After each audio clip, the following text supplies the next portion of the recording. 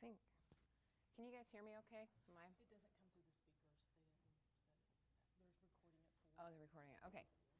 I will use my outdoor voice. So I'm curious, how many of you guys, like I'm trying to get a ballpark here for like what year in school you guys are. So do we have any freshmen in the room? Any sophomores, juniors? Raise them, be proud. Seniors? All right. Okay, so this is exciting actually. We've got some very interesting I guess journeys that are already in progress and new journeys that are getting ready to start. All right, we're ready? Yeah. And I'll watch the...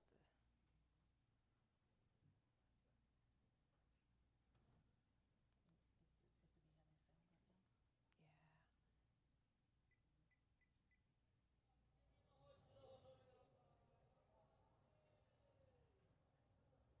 Yeah. Can we get the lights down? You want to start that video over? Yeah, oh, we're good. We're good. Thank you.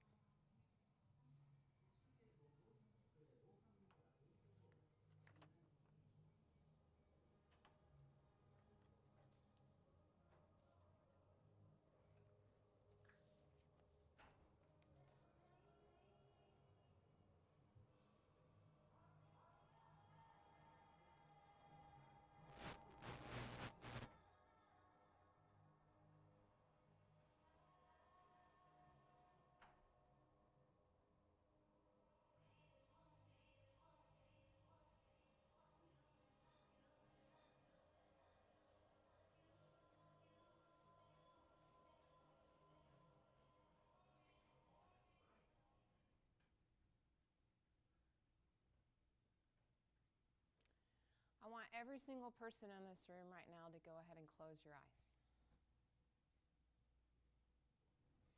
I don't want you to focus on the person next to you.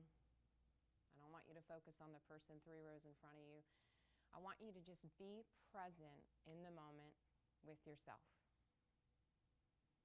I want you to focus on your breathing.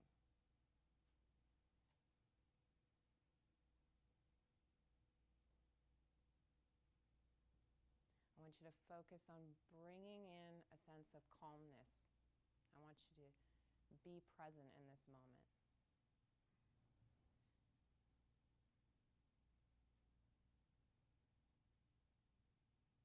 All right, go ahead and open your eyes. So the reason why I showed that first video is because it gives perspective. And it gives perspective on 2 sides of, I think, what our busy professional lives often put us through day to day. Did anybody recognize the images from the video? Raise your hand, say yes. Don't be shy, I don't bite yet. So I hope you recognize that that was planet Earth. Okay, all right? And those were images taken from the International Space Station. And the reason I show those images is because it really helps to give us a view and perspective that we oftentimes don't think about.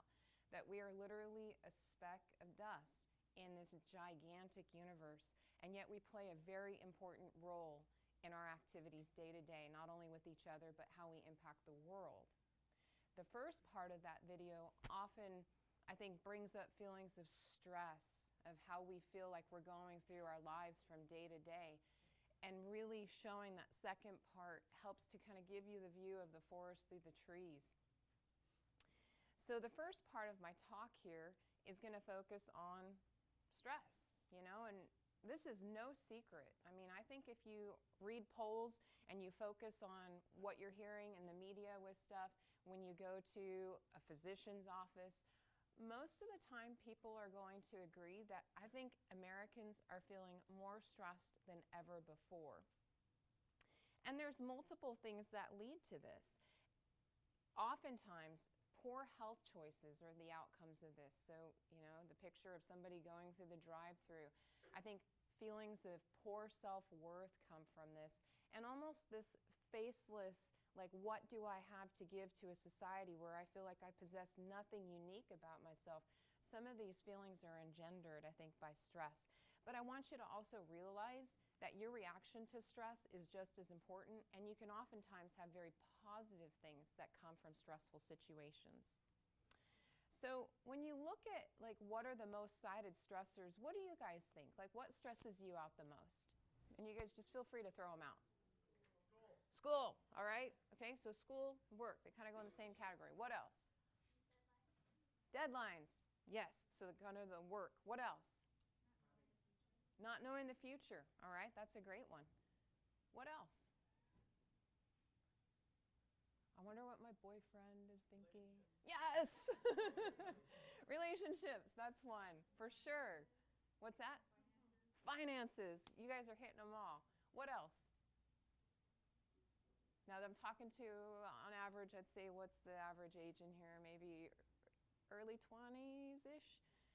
How about when you start getting up like in my age, and I won't tell you what that is, but as you age, what else do you start to think about? Health. Yeah, absolutely. So, looking at these things of finances, am I making enough to actually make ends meet? This is a big one that I see played out, not only in my clinic day to day, but just in, relationships with family and friends. Work. This is a biggie. So I think that people feel like they're working more and more and having less time to develop themselves as individuals. Relationships. This is a huge part. Are people getting enough time to spend time and cultivate those relationships that are both important, not only at home, but also at work as well? Shame. Ooh, this is a biggie. We're going to spend actually a few moments on each of these, but shame is something, and the guilt that comes from it. I can't tell you how powerful of a force this is with stuff. Health. If you've had something very unexpected happen, it really does impact the way that you think about life and how you might cope with stress.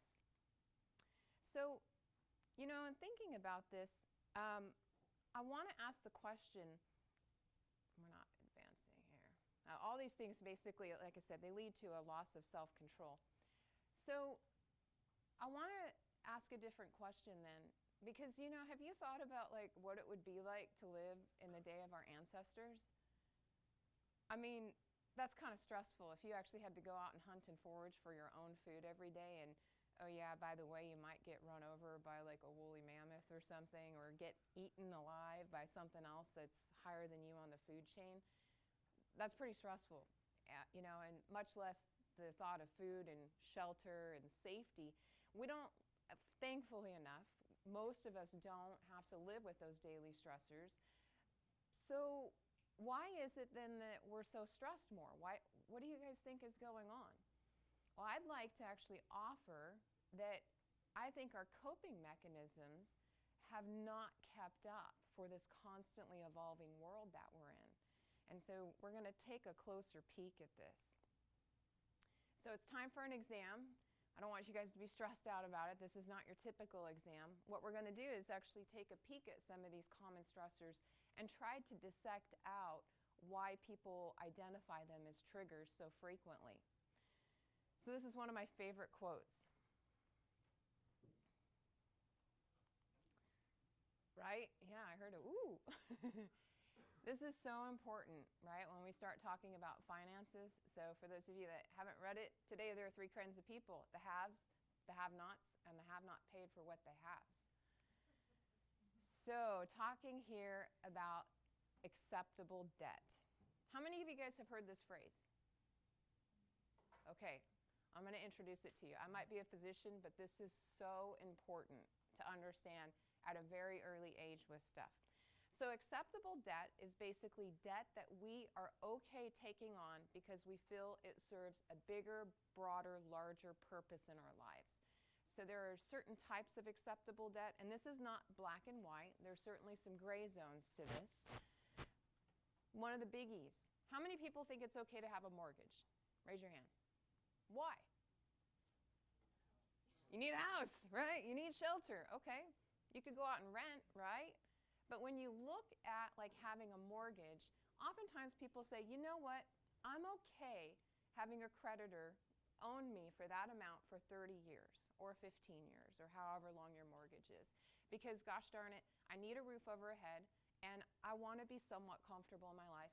And here's the key, I'm investing in myself and my future in a solid market, okay?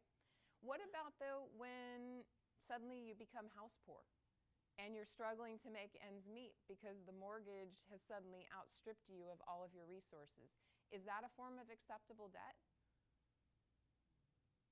Maybe not, right? Suddenly you've imposed a stressor that is really starting to outstrip your ability to meet that demand with stuff. So I say, with mortgage, that's something that don't become house poor. Don't go out and buy the house that you can't afford. Make sure that you can actually afford to buy it, and it's still going to allow you to be reasonably comfortable in life. You might be asking, why is a physician talking to me about mortgages? Well, this ends up cultivating other stressors that eventually end up coming to see me. School loans. Well, here's one. How many people think school loans are acceptable? Me finishing up, I don't know how many years of my education, all of it was on school loans because I came from a very poor family. I could not have my family send me to school. All of my undergrad, all of my med school, it's all on loans. The average physician now is graduating med school with averages of $200,000 or more in student loan debt. Yeah, that's enough to make you go, wow. So school loans typically, though, what is it doing? What are you doing? What's the key here with acceptable debt?